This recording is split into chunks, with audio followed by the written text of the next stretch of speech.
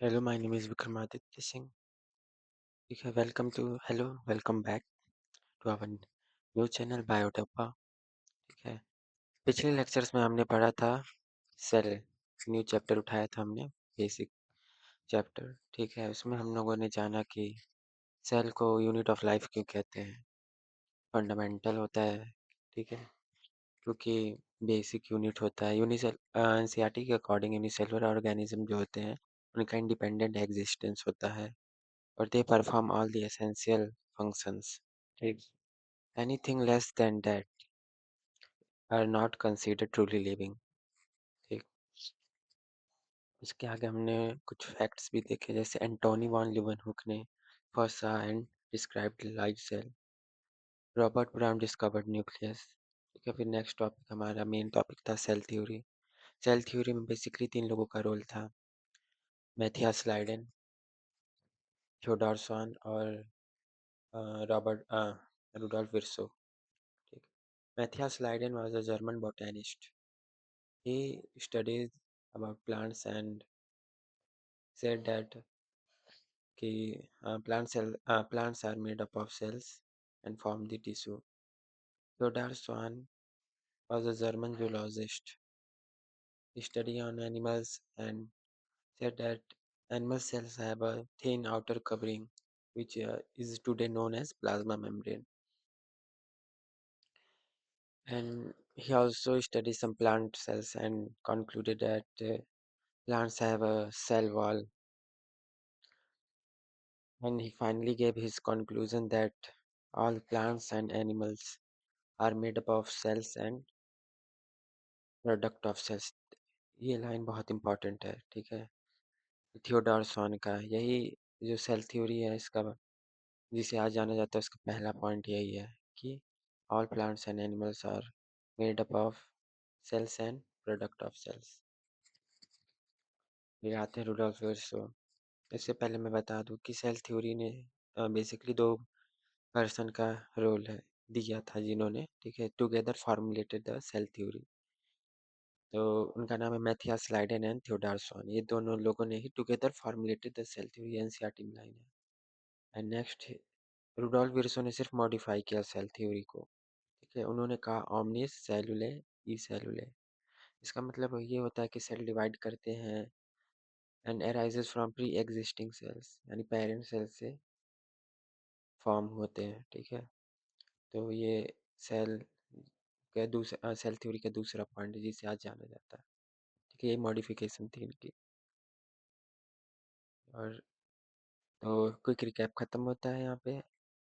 वापस आते हैं, आज का हमारा टॉपिक रहेगा, आज हम लोग क्या क्या पढ़ेंगे। ठीक है, आज आज हम लोग अपना टॉपिक देखेंगे ओवरव्यू ऑफ सेल। ठीक है, ओवरव्यू ओवरव्यू ऑफ सेल, ये हमारा पहला टॉपिक रहेगा। इसमें हम लोग स्ट्रक्चर देखेंगे सेल के।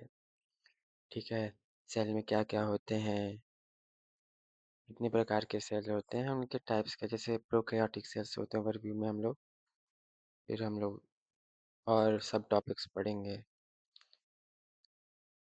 से जब कॉमन सेल जनरल बात करेंगे कि सेल में क्या क्या होते हैं। ठीक है, कितने प्रकार के सेल होते हैं, इसमें आ जाते हैं प्रोकैरियोटिक सेल। प्रोकैरियोट्स के बारे में बात करेंगे। ठीक है, यूकैरियोटिक सेल के बारे में बात करेंगे। सब टॉपिक्स हैं। ठीक, इनके बारे में बात करेंगे।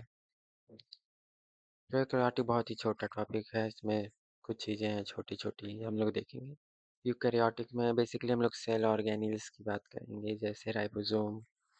ठीक है, ribosome, endoplasmic reticulum, nucleus, etcetera etcetera चीज़ें बात करेंगे। बेसिकली हम लोग आज सेल के स्ट्रक्चर के बारे में पढ़ने वाले हैं और सेल के जो ऑर्गन्स होते हैं, यानी इसे हम लोग लेटर पढ़ेंगे, जिसे ऑर्गेनील्स कहते हैं यूकैरियोटिक्स में। ठीक है, उनके फंक्शंस पढ़ेंगे, उनके स्ट्रक्चर के बारे में पढ़ेंगे, ऐसे ही। ठीक, सो लेट्स स्टार्ट अपना नेक्स्ट पेज। ठीक है, अपना हेडिंग रहेगा ओवरव्यू ऑफ सेल।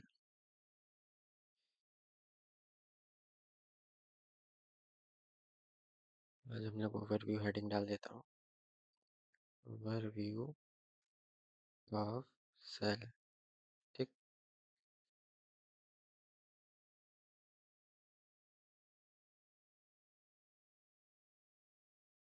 बेसिकली इसमें एनसीईआरटी कैसे स्टार्ट करती है, कुछ बेसिक पॉइंट्स दिए हैं इसमें, कुछ थोड़े बहुत प्रोकैरियोटिक के बारे में बताया है, थोड़ा बहुत यूकैरियोटिक के बारे में बताया है। ठीक है। कैसे स्टार्ट करती है एनसीईआरटी? एनसीईआरटी स्टार्ट करती है कि क्लास 10th में जब हम लोग बायोलॉजी का एक प्रैक्टिकल था, चीक सेल्स ना, ये टूथपिक लेके हम लोग चीक सेल्स को माइक्रोस्कोपिक स्लाइड्स में, या ऑनियन सेल्स रूट जो रहता है, हम लोग स्लाइड में देखते हैं, बना बनाया करने तो देते नहीं है वो लोग, सिखाते हैं नहीं। ठीक है। हमारे टाइम में नहीं दिखाया गया था। ठीक है। आप लोग एडवांस हो, आप लोग को दिखाया गया होगा, न्यू बच्चे हो। ठीक है। फैसिलिटीज़ थी, ऐसा नहीं था कि मेरे स्कूल में फैसिलिटीज़ नहीं थी, लेकिन भ्रष्टाचार चरम पे है। ठीक है। व्यू ऑफ सेल्स, तो उसमें कहते हैं कि आपने सेल में देखा होगा distinct structure, distinct dense structure, nucleus. मैं लिख देता हूँ ऐसे, वो लोग असर्शन रीजन बना देते हैं, एमसीक्यू एनसीईआरटी लाइन उठा लेता है, आप सोचते हैं यार न्यूक्लियस तो बेसिक है। ठीक है, हम लोग पढ़े हैं न्यूक्लियस, ये डिस्टिंक्ट है, कौन सा वर्ड है, ऐसे बातों के साथ फरेब कर सकते हैं वो लोग। ठीक है, हेर फेर कर सकते हैं। मैं पहला पॉइंट यहाँ पे लिखना चाहूँगा न्यूक्लियस के बारे में, distinct structure, distinct structure, dense structure, dense structure, dense भी है यहाँ पे लिख ही देता हूँ, डेंस डेंस स्ट्रक्चर, जिसे हम लोग क्या कहते हैं, न्यूक्लियस। ठीक, जिसे हम लोग कहते हैं न्यूक्लियस, न्यूक्लियस। ठीक है, ये हमें देखते देखते हैं माइक्रोस्कोप में। अब न्यूक्लियस से फिर एनसीईआरटी कहती है कि जो न्यूक्लियस होता है, ठीक है, मेम्ब्रेन से बाउंड होता है। ठीक है, मेम्ब्रेन से बाउंड होता है यूकैरियोट्स में। अभी हम लोग देखेंगे यूकैरियोट क्या होता है, प्रोकैरियोट क्या होता है। इन यूकैरियोट, ठीक है, पॉइंट कहता है कि यूकैरियोट में, यूकैरियोट में, ठीक है, यूकैरियोट में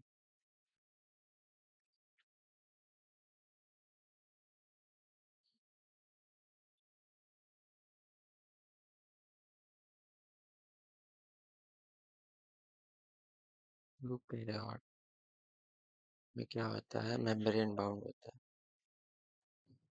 और में मेम्ब्रेन बाउंड होता है, मेम्ब्रेन बाउंड, एक मेम्ब्रेन बाउंड न्यूक्लियस होता है। तो प्रोकैरियोट में क्या होता है, प्रोकैरियोट में मेम्ब्रेन बाउंड नहीं होता है, सिंपल सी बात है। ठीक, न्यूक्लियट में नहीं बाउंड होता है।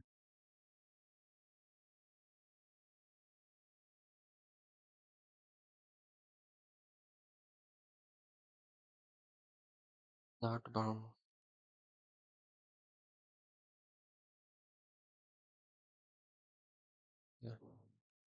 न्यूक्लियट में बाउंड नहीं होता है।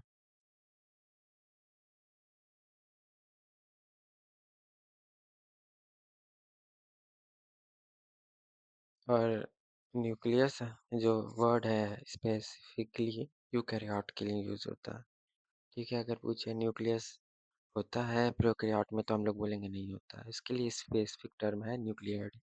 ये हम लोग अगले आने वाले चैप्टर्स में, ठीक है, देखेंगे कि या फिर इसी चैप्टर में ही हम लोग देखेंगे कि न्यूक्लियोइड कहते हैं।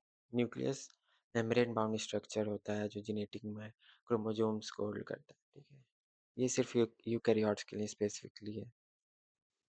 ये जनरल है ना, ओवरव्यू ले रहे हैं इसलिए ऐसा है, ठीक है, कंफ्यूज नहीं होना है, ठीक है। मैं हिंट के लिए अगले हिंट के लिए ऐसा दे देता हूँ कि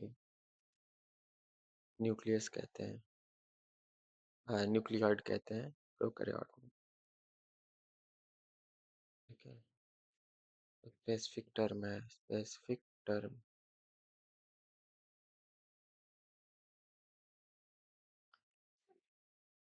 स्पेसिफिक टर्म है, ठीक है।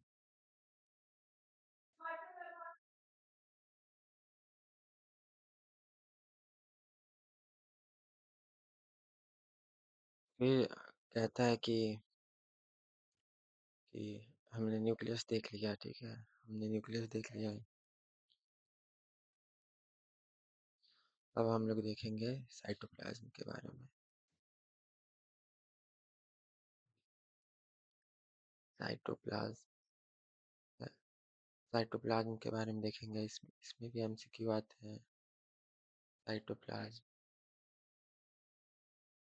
ओवरव्यू में हमने न्यूक्लियस देखा, अब साइटोप्लाज्म के बारे में थोड़ा बहुत डिस्कस कर लिया जाए। ये भी एनसीईआरटी डिस्कस करी थी इसके बारे में, इसे मैं अलग पेन से, ठीक है, इस कुछ इंपॉर्टेंट वर्ड लिखूंगा एनसीईआरटी के, ये काम आता है। ये साइटोप्लाज्म के बारे में कहता है कि साइटोप्लाज्म जो होता है, मेन अरीना ऑफ एक्टिविटीज। इसको पहले साइटोप्लाज्म होता क्या है, सेमी फ्लूइड मैट्रिक्स होता है। भी मैं डायग्राम बनाऊंगा फिर आपको समझाऊंगा, ठीक है। सेमी फ्लूइड मैट्रिक्स मतलब आधा लिक्विड है आधा, जैसे हनी टाइप का समझ लो, आधा लिक्विड होता है आधा मतलब मिक्स टाइप का, सेमी फ्लूइड मैट्रिक्स होता है। दूसरा वर्ड यूज किया एनसीईआरटी ने कि मेन अरीना ऑफ एक्टिविटी है, एक main arena of activities, main arena of activities, activities,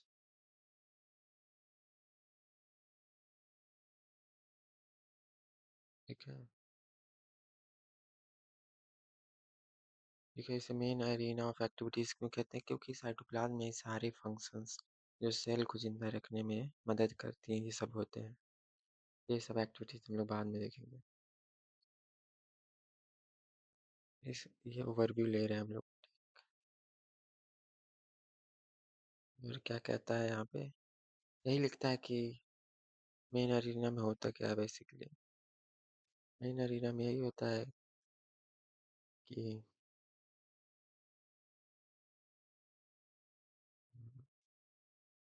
main arena में ये होता है कि हाँ सेलुलर फंक्शन, बायोकेमिकल रिएक्शन होता है, केमिकल रिएक्शन होता है सेल को जिंदा करने के लिए, केमिकल रिएक्शंस होते हैं, ठीक है। केमिकल रिएक्शंस होते हैं जिससे सेल क्या होते हैं, लिविंग स्टेट में रहते हैं। इम्पॉर्टेंट लाइंस हैं,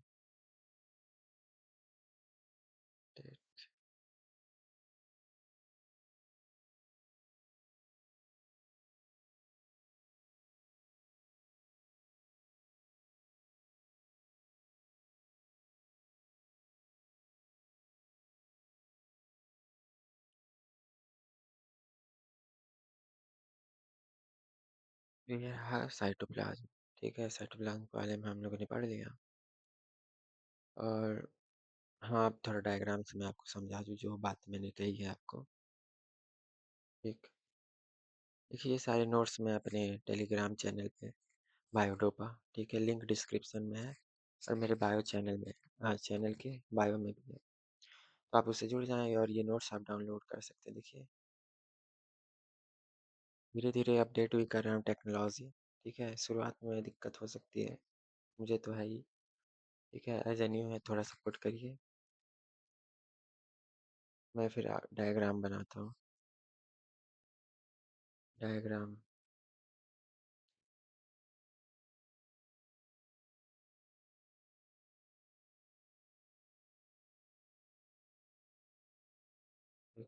मैं डायग्राम के लिए ब्लैक पेन यूज़ करता हूँ। देखिए ये मान लीजिए हमारा सेल है, रुकिए 1 मिनट।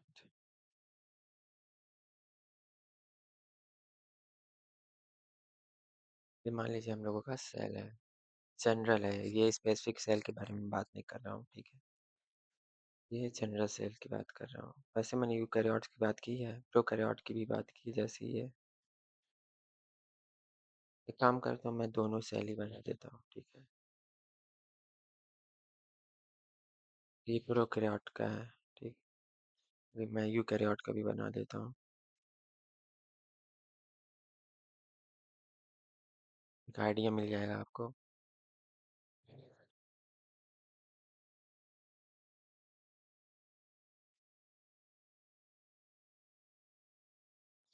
ये रहा यूकेरियोटिक सेल है, ठीक है? अब इसके बीच में है ये मेम्ब्रेन बाउंड न्यूक्लियस है, ये न्यूक्लियोलस है, अभी हम लोग सब पढ़ेंगे। ये है हमारा क्रोमोसोम, ठीक है? इसमें जेनेटिक मटेरियल होता है। ओवरव्यू ले लेंगे, डिटेल में हम लोग आगे बात करेंगे, बस ओवरव्यू देना ज़रूरी होता है। ये है हमारे ऑर्गेनील्स। माइटोकॉन्ड्रिया के बारे में तो आपने सुना ही होगा, ठीक है? यही होते हैं एंडोप्लाज्मिक रेटिकुलम। एनसीईआरटी जो ओवरव्यू देती है इस फिगर के माध्यम से मैं आपको समझाऊंगा, ठीक है? ये ईआर हो गया, फिर यहाँ पे होता है गोल्गी बॉडीज, फिगर छोटा बन गया है, ठीक है? माइक्रोजोम्स भी होते हैं, लाइजोजोम्स, बहुत चीज़ें होती हैं, ठीक है? अब मैं आपको एक्सप्लेन करता हूँ।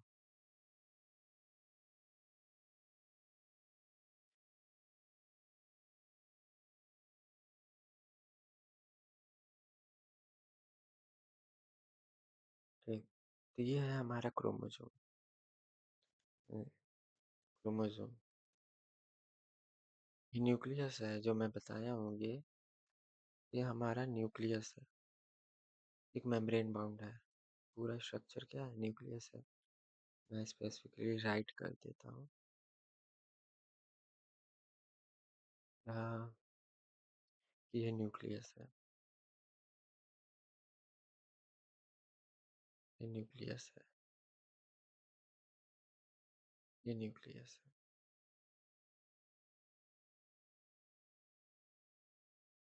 ठीक है, न्यूक्लियस के अंदर हम लोग देख रहे हैं कि एक मटेरियल होता है थ्रेड लाइक। हाँ, एनसीईआरटी यूज करती है, क्रोमोसोम थ्रेड लाइक होते हैं।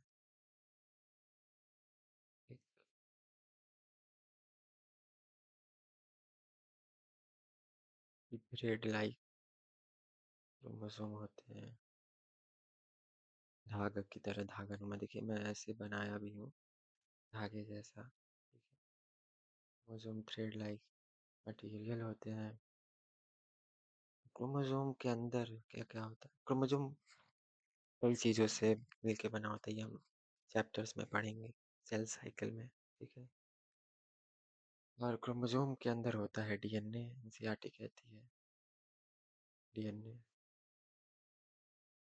एक क्रोमोसोम सिर्फ डीएनए नहीं होता, बहुत लोग कन्फ्यूजन होता है, ठीक है? डीएनए होता है, डीएनए प्रोटीन कहीं मिलते हैं, आरएनए भी मिलते हैं, तब जाके क्रोमोसोम बनता है, क्वाइलिंग होती है, कॉम्पैक्ट होता है, ये हम लोग सेल साइकिल में पढ़ेंगे। डीएनए हमारा जेनेटिक मटेरियल है, जेनेटिक मटेरियल,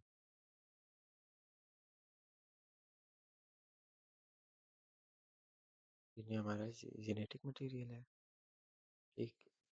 ये भी एनसीईआरटी, मैं एनसीईआरटी के लाइन टू लाइन जा रहा हूँ, क्योंकि एग्जाम में क्या होता है कि हम लोग चार्ट, फ्लो चार्ट्स के माध्यम से तो समझ तो लेते हैं, पढ़ लेते हैं, लेकिन एनसीईआरटी के वर्ड्स देते हैं तो कंफ्यूजन पैदा करते हैं, अलग से एग्जैक्ट उठा के देते हैं, कोई चेंज नहीं होता एनसीईआरटी की लाइन, ठीक? तो इसलिए मैं जैसे एनसीईआरटी लिख रही है, जैसे वो चैप्टर में एक्सप्लेन कर रही है, ठीक, मैं वैसा करूँगा। ये नहीं कि अलग चैप्टर का भी अगर इसमें जिक्र है तो मैं बता दूँ, ठीक है? मैं वैसा ही चल रहा हूँ, ठीक है? अगर आप न्यू बच्चे हैं, मान लीजिए क्लास 11th के फाउंडेशन बैच के हैं, तो आपको मुश्किल ना हो, बाकी प्रॉपर बैच को पता सब होता है, ठीक, लेकिन एनसीईआरटी लाइन टू लाइन उन्हें याद होना ज़रूरी होता है, क्योंकि एग्ज़ाम में बहुत इम्पोर्टेंट है पूछना। आप फ्लो चार्ट आपको सब कुछ याद है, आप समझ रहे हैं, लेकिन कई बार ऐसा होता है, मेरे साथ भी हुआ है, मैंने कई क्वेश्चन ऐसे गलत कर दिए। एक तो ये इम्पोर्टेंट बात है। ये जो चीज़ है, ये मैं यहाँ लिखूँगा नहीं, क्योंकि एनसीईआरटी ने ज़िक्र नहीं किया, लेकिन मैं ये होता है nucleosome, eukaryotic cell. Nucleosome basically RNA होता है इसमें, जब हम लोग आगे पढ़ेंगे कि इसमें ये जब नए-नए आरएनए होते हैं, टीआरएनए, कॉम्पैक्ट, खूब ढेर सारे यहाँ पे एक्युमुलेट रहते हैं, ठीक? ये वगैरह-वगैरह हम लोग अगले चैप्टर में पढ़ेंगे। तो इसी को न्यूक्लियोसोम कहते हैं, क्योंकि अगर हम माइक्रोस्कोप से देखेंगे तो पहला डिस्टिंक्ट स्ट्रक्चर तो यही दिखेगा, न्यूक्लियस जो है डेंस, फिर फिर न्यूक्लियस के अंदर भी डेंस स्ट्रक्चर ये दिखेगा, ठीक? ऑर्गेनेल्स की बात करेंगे, कुछ ये जो चीज़ें हैं, ये हो गया, ये हो गया, ये वगैरह ऑर्गेनेल्स है। ऑर्गेनेल्स के बारे में क्या होता है? एक ऑर्गेनेल्स होते क्या हैं? मैं ये डिफाइन करता हूँ। ऑर्गेनेल्स वर्ड भी बेसिकली यूकेरियोट्स के लिए ही है, ठीक है? मैं यहाँ पे ऑर्गेनेल्स लिख लूँ, ऑर्गेनेल्स।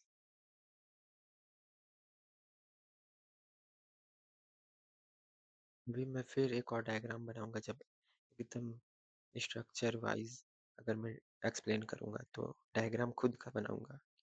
मेरी आर्ट बहुत अच्छी है, ठीक है, सच में अच्छी है। आप एमबीबीएस भी करेंगे तो एनाटॉमी में देखिए काफ़ी डायग्राम्स बनाना होता है, बहुत कठिन होता है, ठीक। और मुझे शौक भी रहा है आर्ट का, ठीक। ऑर्गेनील्स क्या होता है? बेसिकली ऑर्गेनील्स समझ लो ऑर्गन्स, जैसे हम लोग इंसान हैं, हम लोग जिंदा क्यों हैं, लीवर, किडनी, ये सब सारे ऑर्गन्स मिलके फंक्शन कर रहे हैं, ठीक है, और अपना अपना काम कर रहे हैं, तभी हम लोग जिंदा। वैसे ही सेल, ठीक है, सेल को भी ऑर्गन्स की जरूरत है, तो सारे सेल के ऑर्गन जो होते हैं मिलके काम करते हैं, ठीक, और सेल को जिंदा रखते हैं। ऑर्गेनिल्स ऑर्गन है होते हैं, ये यूकेरियोट के लिए यूज करते हैं। ये भी मेम्ब्रेन बाउंड होता है। यूकेरियोट्स में जितनी भी चीजें हैं, न्यूक्लियस हो, ऑर्गेनिल्स हो, सारे मेम्ब्रेन बाउंड होते हैं, ठीक है, ये भी मेम्ब्रेन बाउंड, कंफ्यूज नहीं होना है, कंफ्यूज कर सकते। लेकिन एक एक्सेप्शन भी है इसमें, बता रहा हूँ आपको, जैसे राइबोसोम एक एक्सेप्शन भी है।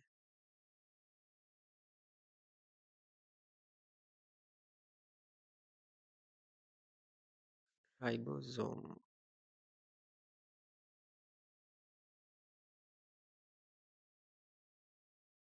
दूसरे कलर से लिख देता हूँ, सही रहेगा। एक्सेप्ट राइबोसोम,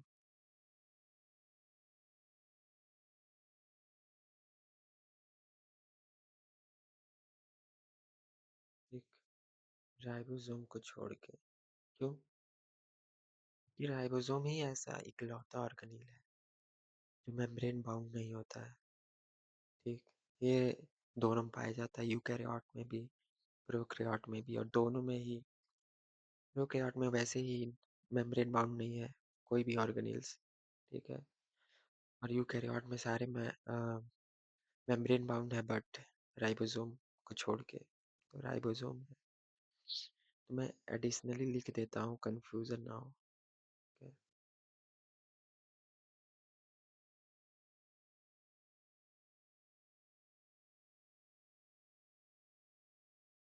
ऑल सेल्स लिख देता हूँ, सारे सेल्स में राइबोसोम्स जो होते हैं, चाहे वो प्रोकैरियोट हो या फिर यूकेरियोट हो,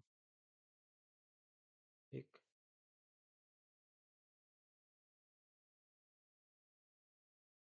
ठीक। ये रही बात राइबोसोम की, बट एक और लाइन में ऐड करना चाहूँगा यहाँ पे,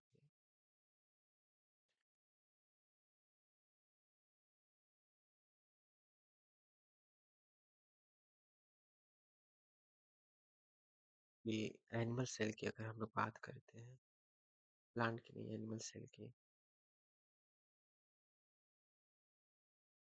एक और एनसीईआरटी में दिया है कि कहाँ-कहाँ राइबोसोम प्रेज़ेंट है, ठीक? राइबोसोम कहाँ-कहाँ प्रेज़ेंट होते हैं, तो ये मैं लिखूँगा।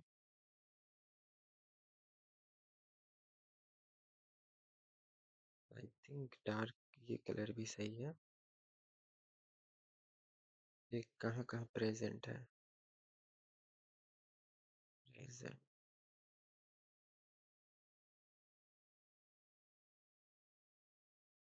एक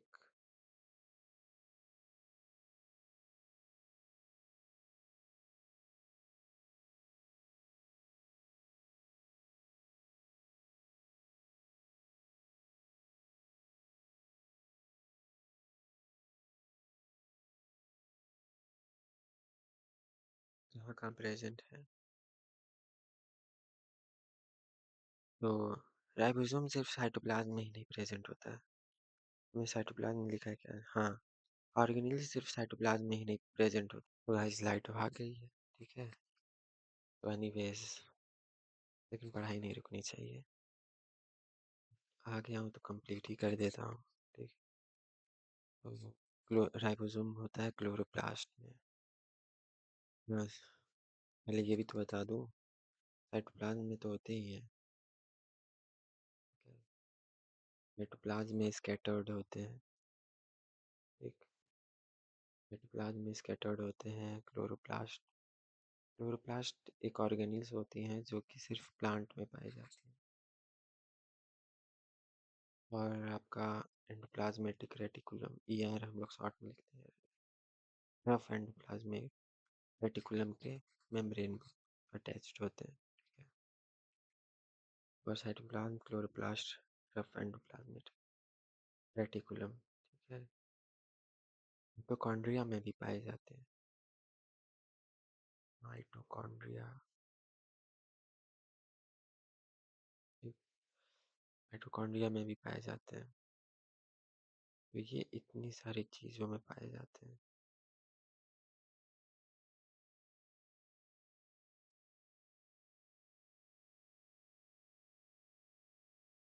ये हो गया हमारा राइबोसोम के बारे में। तो हम लोग थे एनिमल सेल में, क्या मैं हम लोग कुछ बातें कर रहे थे। हाँ, एक और चीज़ मैं लिख दूँ यहाँ पे कि क्लोरोप्लास्ट प्लांट सेल में पाया जाता है। प्लांट सेल ओनली, एनिमल में नहीं पाया जाता। ठीक। और तो मैं यहाँ पे था, एनिमल सेल की बात करते हैं। एनिमल सेल में क्या होता है कि सेंट्रोजोम, सीआरटी कहती है कि एनिमल सेल में एक और ऑर्गेनील होता है सेंट्रोजोम, सिर्फ एनिमल में ही पाए जाते हैं, ठीक? ये प्लांट सेल में नहीं पाए जाते हैं सेंट्रोजोम। सेंट्रोजोम, ठीक? यहाँ पे लिख दूँ ओनली, ताकि आपको कंफ्यूजन ना हो।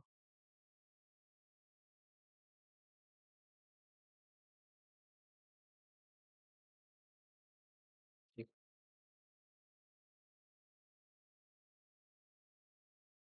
ओनली।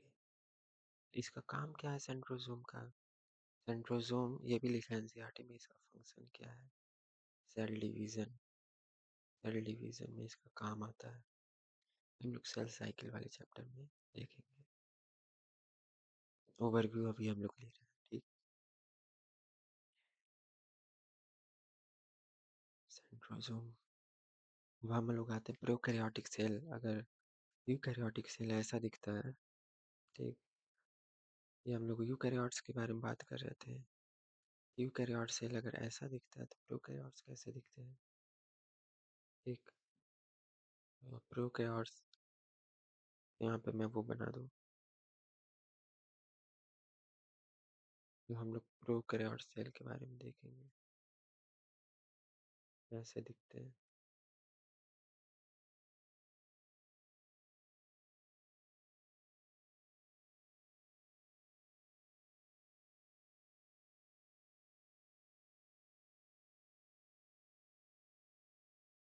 प्रोकैरियोट सेल पे आते हैं।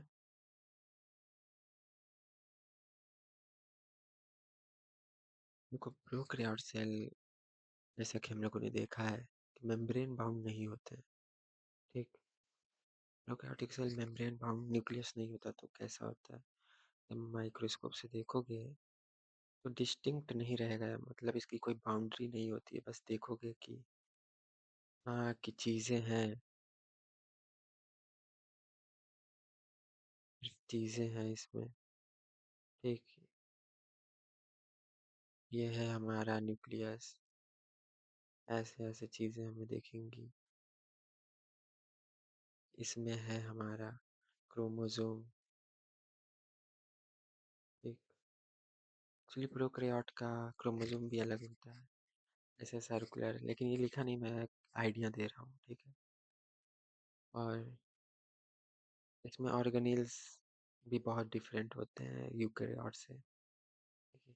बस इतना ही जानिए प्रोकैरियोट में। प्रोकैरियोट के बारे में ज़्यादा कुछ तो दिया नहीं है। कभी कभी ज़्यादा जानना भी घातक होता है, ठीक है, ऐसे क्योंकि ज़्यादा जानना कन्फ्यूज़न क्रिएट करता है, हमें सिर्फ रेलिवेंट चीज़ें जाननी चाहिए। यही है न्यूक्लियॉइड जिसकी मैं बात कर रहा था, न्यूक्लियॉइड। न्यूक्लियॉइड कहते हैं इसको, न्यूक्लियॉइड।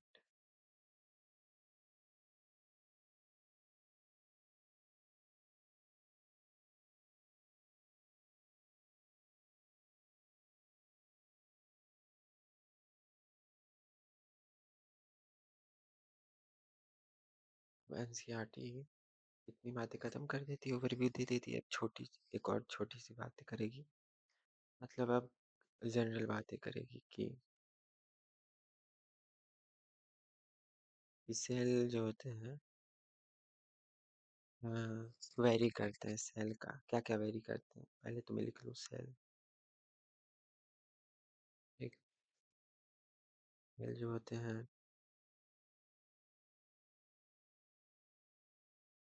वेरी करते हैं, किस चीज़ में वेरी करते हैं? शेप में, एक। शेप हो गया, साइज हो गया, फंक्शन हो गया। लाइट आ गई है, दैट्स अ गुड थिंग। मैं अपना, एक तो लाइट आ गया, हमारा बैकग्राउंड अब अच्छा है, एकदम प्रोफेशनल, ठीक। जब साइज एंड फंक्शन पे वेरी करता है, यहाँ पे मैं लिख देता हूँ कि वेरी करता है, एक वेरी करता है शेप साइज एंड फंक्शन पे। अब हम लोग शेप की बात करेंगे तो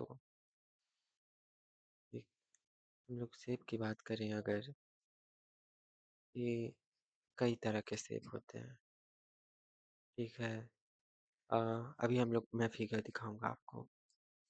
शेप डिस्क्वायर्ड भी हो सकते हैं, डिस्क्वायर्ड एनसीईआरटी में जो लिखा हो, ऐसे तो जो आप इमेजिन कर लीजिए वो शेप होता है, एनसीईआरटी में लिखा है तो बताना बनता है। स्क्वायर्ड हो गया, क्यूबॉइड हो गया, क्यूबॉइडल भी कह सकते हैं, कॉलमनार होता है, कॉलमनार, वर्ड कॉलमनार, एक क्यूबॉइड कॉलमनार हो गया। और इरेगुलर, इरेगुलर लिखने का मतलब है कि कोई भी शेप आप इमेजिन कर लीजिए,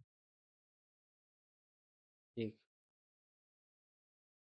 अभी मैं दिखाता हूँ आपको, ठीक है, एनसीईआरटी के फिगर के हिसाब से। वरना अगर आप बैक्टीरिया वगैरह के बारे में देखेंगे तो उनके शेप होते हैं क्यूबॉइड, स्फीरिकल होते हैं, ओवल होते हैं, स्पाइरल होते हैं, कॉमा शेप होते हैं, ये सब दूसरे चैप्टर में आप पढ़ेंगे एनिमल किंगडम में, ठीक। क्लासिफिकेशन ऑफ किंगडम वगैरह ये सब में आप देखेंगे। अब साइज की बात करते हैं, ठीक। अगर आप साइज की बात करें, ठीक है, साइज भी वेरी करती है, लेकिन सबसे छोटी चीज़ जो एनसीईआरटी बोली है कि सबसे छोटे माइकोप्लाज्मा होते हैं, आप कहोगे वायरस हो, वायरस लिविंग में नहीं आते हैं, ठीक। वायरस लिविंग में नहीं आते इसलिए हम लोग उनको कंसीडर नहीं करेंगे। माइकोप्लाज़्माज़ बहुत छोटे होते हैं।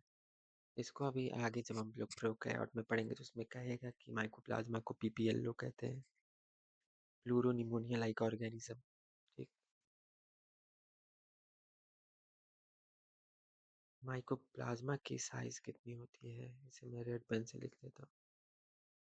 बेसिकली इसमें दिया 0.3 माइक्रोमीटर, 0.3 माइक्रोमीटर, माइक्रोमीटर लिखना था। एक बैक्टीरिया की बात करेगा। बैक्टीरिया कितने मतलब साइज़ क्या होते हैं? एक बैक्टीरिया का साइज़ होता है 3 से 5 माइक्रोमीटर रेंज दिया है।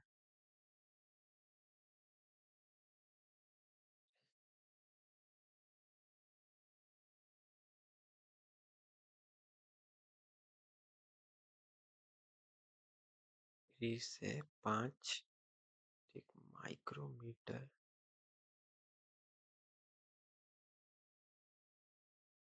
अब आते हैं आरबीसी की साइज़ भी दिया है, आरबीसी के बारे में भी दिया है। आरबीसी आरबीसी की साइज़ क्या होती है? इसकी होती है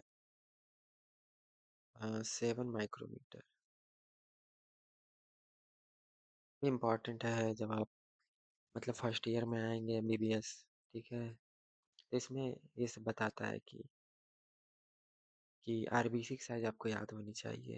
ये हम लोग फिजियोलॉजी में पढ़ते हैं। आरबीसी की साइज फिर आगे आगे बहुत काम आता है।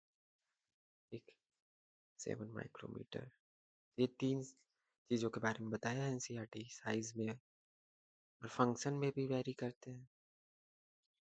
देखिए बोला है कि सेब क्यों वेरी करते हैं, क्योंकि उनके फंक्शन वेरी करते हैं। ये भी फंसाने के लिए बना सकता है क्यों वेरी करते हैं। इसमें मैं लिख देता हूँ क्वेश्चन मार्क, क्योंकि फंक्शन वेरी करती है। लास्ट लाइन में दिया है फंक्शन वेरी, इसलिए ठीक है, इसीलिए फंक्शन भी वेरी करते हैं।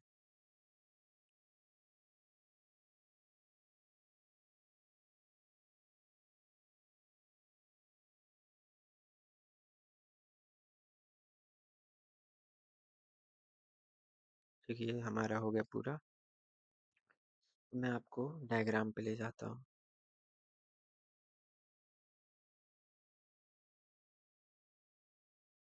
देखिए ये रहा हमारा डायग्राम। देखिए आरबीसी की साइज, ठीक, आरबीसी की साइज यहीं पे लाता हूँ। मिनट में अपने आप को साइड कर लूँ थोड़ा, आपको दिखे। ये रहा आरबीसी की साइज, देखिए। ठीक, अगर हम आरबीसी की साइज देखें तो आपको दो साइज शेप्स दिख रहे होंगे, होते राउंड एंड बाइकॉनकेव है। देखिए ये राउंड है, ये बाइकॉनकेव है। ऐसा क्यों, दो शेप क्यों? दो शेप नहीं है, ये बेसिकली ये 2D स्ट्रक्चर में हम लोग देख रहे हैं। ठीक, ये देखिए ये गड्ढा है, ऐसे एक डिप्रेशन है ये, ऊपर से देखें और या नीचे से भी देखें, इसीलिए बाइकॉनकेव है। एक ऊपर से भी ऐसा एक स्फीरिकल डिप्रेशन है और नीचे भी। तो जब हम लोग साइड व्यू देखेंगे, ये साइड व्यू है, जब हम लोग साइड व्यू देखेंगे तो हमें ये दिखेगा, ऐसे दिखेगा। ऊपर से डिप्रेशन है ये वाला, नीचे से डिप्रेशन ये बाई कॉनकेव शेप है, ये साइड व्यू है। लेकिन जब हम लोग सिर्फ ऊपर से देखेंगे तो ऐसे दिखेगा। ठीक, डब्ल्यूबीसी का देखिए एमोबॉइड शेप है, अमीबा जैसे होते हैं, फेगोसाइटोसिस करते हैं, इसलिए अमीबॉइड नाम दे दिया है। ठीक है, कॉलमनार एपिथेलियल कॉलम जैसे हैं। ठीक, इन सब के बारे में हम लोग पढ़ेंगे। ये जब हम लोग प्लांट्स के बारे में पढ़ेंगे, ट्रैकिड ट्रांसपोर्ट में आता है बेसिकली। ये हम लोग तो 10th में पढ़े ही हैं शायद। म्यूजोफिल सेल्स लीफ में, ठीक, राउंड ओवल होते हैं, राउंड है, ओवल है, ये इलोंगेटेड है। नर्व सेल, ब्रांच्ड है, इरेगुलर है। ठीक, इरेगुलर है। हम लोगों ने शेप भी देख लिया। और एक और चीज़ मैं आपको बता दूं, सिंगल आइसोलेटेड सेल जो है लार्जेस्ट सेल, सिंगल आइसोलेटेड मतलब सबसे अलग सेल जो है वो कौन सा है? हुँ? कौन सा है? वो है ऑस्ट्रिच एग। ऑस्ट्रिच का एग गाइस क्या होता है कि ऑस्ट्रिच जानते हैं कितनी बड़ी लार्जेस्ट बर्ड होती है ऑस्ट्रिच। ठीक है, उसके जो अंडे होते हैं वो भी लार्जेस्ट होगा। ठीक है, तो सबसे बड़ा सेल इसे ही माना जाता है। एग क्या है? एक सेल ही है। ठीक, उसमें क्या होता है, जाइगोट होता है, अगर फर्टिलाइज्ड होगा जाइगोट होगा। ठीक, ये हम बाद में डिस्कस करेंगे मतलब। ठीक, डिप्लॉयड सेल, ये सब सेल साइकिल में आता है। ठीक, ऑस्ट्रिच एग ये एक सिंगल सेल ही होता है। बाद में एक प्रॉपर मल्टी सेलुलर जब डिवीजन होगा एग में। ठीक, वैसे ये एग जो होता है यूनिसेलुलर ही होता है, वो कंडीशन पे कि आप एग के अंदर की मतलब अगर वो हो गया फर्टिलाइजेशन के आगे की प्रोसेसेस हो गई है। ठीक, वो उसकी बात कर रहा है कि आप सोचेंगे कि अरे इसमें से तो खुद चिड़िया निकल रहा है मल्टी सेलुलर ऑर्गेनिज्म, लेकिन ऐसी बात नहीं है। ये सिर्फ एग की बात कर रहा है, बेसिकली नॉन फर्टिलाइज्ड की, क्योंकि हम लोग अगर फर्टिलाइज्ड एग है तो हम लोग जान नहीं पाएंगे कि कितने प्रोसेस हो गए हैं, सेलुलर डिवीजन हुआ है। ठीक, ऑस्ट्रिच एग ये है। और ह्यूमन बॉडी में सबसे लार्जेस्ट सेल क्या है? अगर हम ह्यूमन बॉडी की बात करें, एक ह्यूमन बॉडी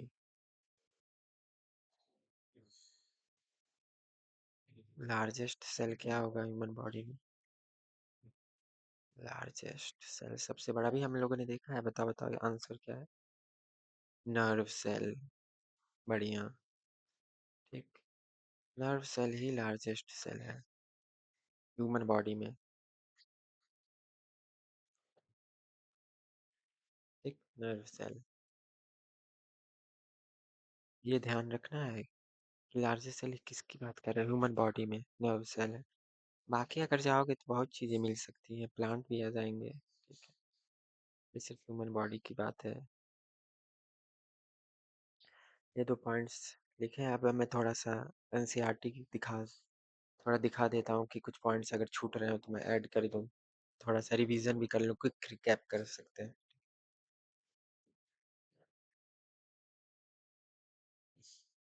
देखिए, ओवरव्यू ऑफ सेल में हम लोग देख रहे हैं कि हम लोगों ने चीक सेल पढ़ा था, ओनियन सेल पढ़ा था।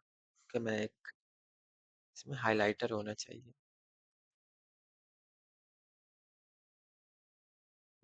हम लोगों ने चीक सेल पढ़ा था, अनियन सेल पढ़ा था। ठीक, ये रहा डेंस सेल, डेंस मेम्ब्रेन होता है, न्यूक्लियस। ये क्रोमोसोम के बारे में हम लोग देखा, डीएनए। न्यूक्लियस के अंदर क्रोमोसोम होता है, डेंस स्ट्रक्चर। तो मैं हाईलाइट कर देता हूँ तो इजी रहेगा आपके लिए। एक ठीक है, डेंस मेम्ब्रेन बाउंड स्ट्रक्चर जिसको हम लोग न्यूक्लियस कहते हैं। ठीक, और जिसके अंदर होता है क्रोमोसोम, जिसके अंदर होता है जेनेटिक मटेरियल, क्या है? डीएनए। ठीक है, जेनेटिक मटेरियल डीएनए लिखा है।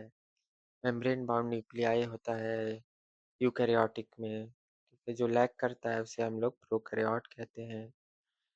फिर लिखा है बहुत प्रोकैरियोटिक यूकैरियोटिक सेल में क्या होता है, सेमी फ्लूइड मैट्रिक्स साइटोप्लाज्म। ठीक है, एक पॉइंट हम लोगों ने मिस कर दिया था, क्या था वो? कि जो साइटोप्लाज्म होता है occupies the volume of the cell, मतलब जैसे मैंने अभी वेल अंडरस्टूड ही है। जैसे मैं अगर फिगर में दिखा रहा हूँ आपको, वो फिगर ही गायब हो गया।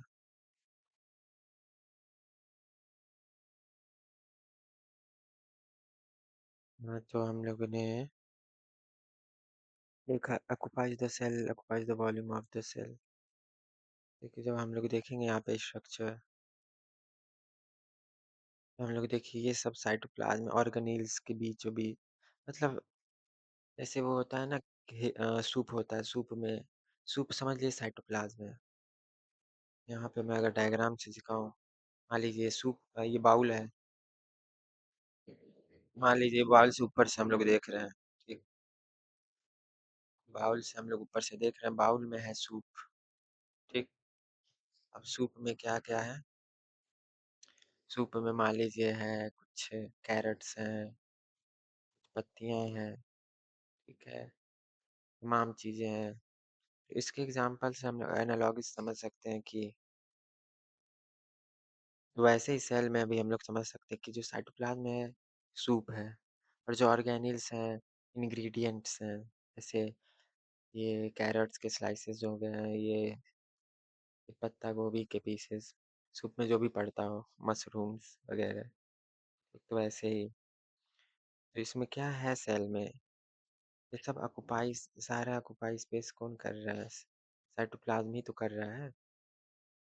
इसके अंदर ऑर्गेनील्स तैर रहे हैं फ्लोट कर रहे हैं ऑर्गेनील्स मूव कर रहे हैं बीचों बीच न्यूक्लियस भी साइटोप्लाज्म के अंदर ही है। अगर हम लोग 3D देखेंगे तो एक बैलून समझ लीजिए बैलून के अंदर वाटर फिल है और एक और बैलून भर दीजिए या फिर एक छोटा सा स्फीयर डाल दीजिए बैलून के अंदर तो आप इमेजिनेशन करना आसान होगा। ठीक। तो ये हो गया occupies the volume of the cell ये लाइन मैंने ऐड नहीं किया। ठीक। The cytoplasm main arena of cellular activities ये भी हम मैंने ऐड किया। ठीक। वेरियस केमिकल रिएक्शन होता है ताकि सेल लिविंग स्टेट में रह सके। लिखा है कि मेम्ब्रेन बाउंड स्ट्रक्चर्स जिसे हम लोग ऑर्गेनील्स कहते हैं ये भी डिस्टिंक्ट स्ट्रक्चर होते हैं ये भी पहचान में आ जाते हैं माइक्रोस्कोप में देखोगे क्योंकि कवर है ना बाउंड्री है एक। ठीक। अगर मान लो कोई घर है एरिया है तुम्हारा प्लॉट है उसमें अगर तुम बाउंड्री नहीं कराओगे तो डिस्टिंक्ट मतलब कैसे पता करोगे तुम्हारा कितना है। ठीक है तो डिस्टिंक्ट नहीं बोलेंगे तो इसमें बाउंड्रीज हैं इसलिए ये डिस्टिंक्ट स्ट्रक्चर्स है। ऐसे एग्जाम्पल्स इसमें दिया है endoplasmic reticulum Golgi complex lysosome mitochondria microbodies vacuoles prokaryotes lack these structures देखो इसमें साफ साफ लिख रहा है प्रोकैरियोट्स में ये सब नहीं पाए जाते हैं। Ribosome non membrane bound organelles हैं सारे सेल्स में यूकैरियोट हो चाहे प्रोकैरियोट हो। राइबोसोम सिर्फ साइटोप्लाज्म में ही नहीं पाया जाता है बल्कि क्लोरोप्लास्ट जो कि सिर्फ प्लांट्स में पाए जाते हैं माइटोकॉन्ड्रिया और रफ एंडोप्लाज्मिक रेटिकुलम में पाए जाते हैं। एनिमल सेल के पास अदर ऑर्गेनेल जिसको कहते हैं सेंट्रोसोम ये भी मेम्ब्रेन बाउंड होता है सेल डिवीजन में हेल्प करता है ये भी मैंने ऐड किया था। सेल डिफर करता है शेप साइज एंड एक्टिविटीज यानी फंक्शंस के हिसाब से। माइकोप्लाज्मा सबसे छोटे स्मॉलेस्ट सेल हैं 0.3 माइक्रोमीटर इन लेंथ। ठीक। बैक्टीरिया के बारे में बात कर रहा है कि बैक्टीरिया 3 to 5 माइक्रोमीटर होते हैं।